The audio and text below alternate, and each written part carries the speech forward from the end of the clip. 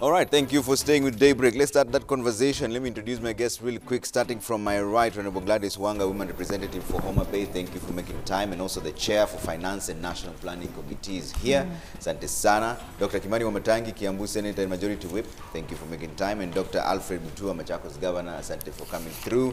And Samson Cherargei, Nandi Senator, is joining us online for this conversation. Let's start off like we always do from the dailies and the front page of the Daily Nation. Uhuru and Raila final plea. The arguments from the promoters of Building Bridges initiative made a final push in their bid to overturn the ruling by the High Court, which derailed the constitutional amendment campaign. Lawyers' argument was that the President Kenyatta had been condemned unheard, and that contrary to the High Court's finding, the popular initiative had been started by two politicians and not the head of state. That is also the same argument on the standard there. We aren't promoters of BBI, Uhuru and Raila. Brains behind the Building Bridges initiative are Suna East Member of Parliament Junet Mohammed and former Dagoretti MP Dennis Waweru, and not the President and the former Prime Minister. Court of Appeal is told. Honorable Wanga, do you agree with this argument? Of course, I agree. And first of all, as a supporter of the BBI, I want to say that I think our the lawyers have put up a very good fight. We hope that they have been well heard. And at what point does the popular initiative begin? I think that's where the argument was, that it begins with collection of signatures.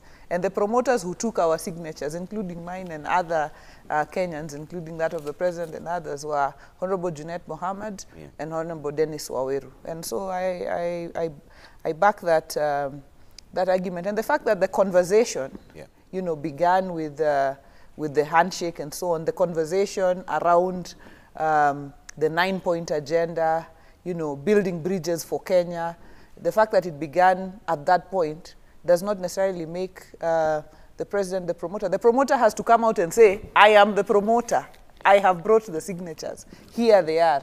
And this is what, this is the role that was played by Honorable Junet and Honorable Dennis Waweru. So I think they have done very well. I want to give them a thumbs up, and I hope, Trevor, that this matter is concluded in our favor. Wow. All right. Wamatangi, this is a matter in court, so we're just going to brush on it as we move on. Yes, Trevor, and good morning. Good morning. Good morning to our viewers.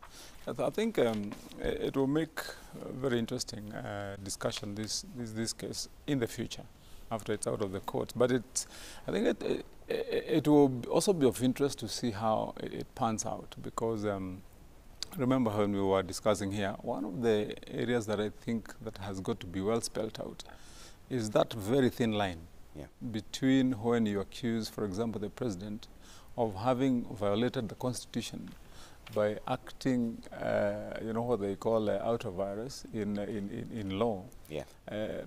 In his private capacity, if he's accused so, and in his official capacity. And remember, we also had this discussion here when the matter had not been refiled in court. And we were saying that I think the judges are obsessed themselves with that question of one, who the promoters were of this initiative, and whether per se by proper interpretation that a promoter can only be, in and by perception, just an ordinary citizen who has either no opposition or who has no office, and just by the fact that you can be by description described as an ordinary man, that means that that's what you'd call a popular initiative. And it cannot be a popular initiative if it is initiated by Trevor because he wears a tie and he has an office, you know, in your... I mean, I think that has got to come out very well. So that even as the law proposes, and I was reminding people here when we were having that discussion, that even that popular initiative is supposed to take the format of a neatly, properly, a proper document that is refreshed and hygienic within the content and context of law, such that it can be admissible even when it is uttered in the county assemblies, even when it is taken through to come back to Parliament. It has got to be a refined document that meets, basic thresholds of the law.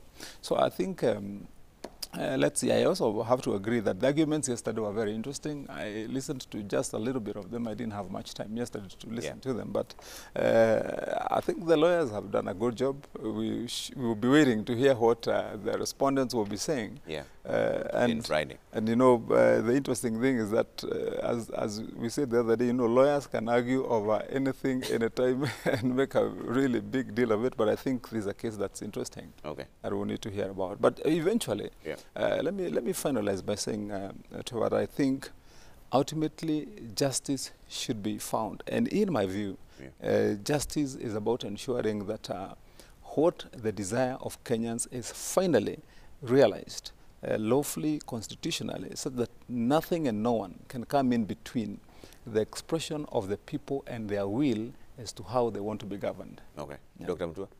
I agree with my colleagues that this is a very important case. It's good to see on the front page our colleague Otiendo Amolo, who used to be here with us, adorning his outfit. You know, looks very, very good.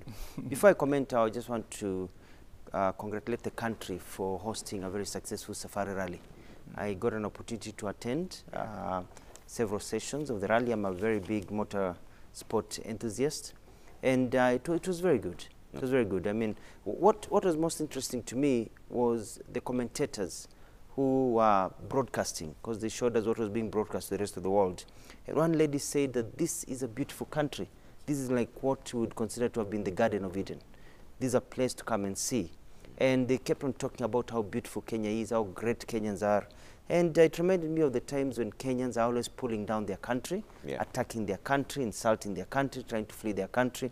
Yes, we have challenges, but we have a country that is blessed. And we should at times just pull back and acknowledge. So Safari Rally was very successful, and I hope we've made some good money, and we are glad that it will be here for a few years. It's exciting even for our children to grow up with such an international event being held in our country.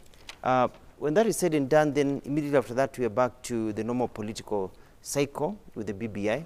And the main issue is what my good colleague here and from the presidential side has pointed out.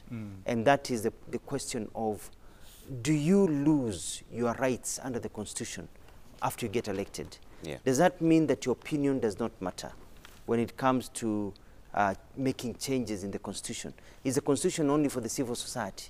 Is it only for the people who oppose government? Is it for people who really are sponsored by a lawyer somewhere, not necessarily for an elected leader? You elect a leader who you give the ability and the powers to create and pass a budget. You give powers to an MP, a president, to either enact or assent to laws, various laws that affect your life throughout, not just in the Constitution. But then you deny them that ability to come forth and say, we need a change here. So that's a big issue that will need to be clarified, because it comes down to the bottom of it. And I think the other issue that will be important to note, looking at what happened to Zuma in South Africa and others, is how protected is the presidency?